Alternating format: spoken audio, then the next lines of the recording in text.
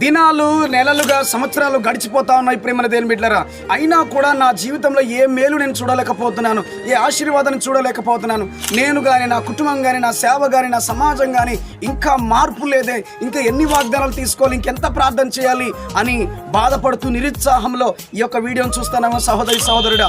లూకా సువార్త 21వ అధ్యాయంలో 33వ వచనంలో, ఆకాశం భూమి గతించును కానీ నా మాటలు ఏమాత్రము గతించవు. ఆమేన్, హల్లెలూయా. ఏదైనా నీ చేతిలో నీళ్లు గనక పట్టుకుంటే కాసేపు అవి తొలగిపోతాయి ప్రేమ దేవుని బిడ్డలారా.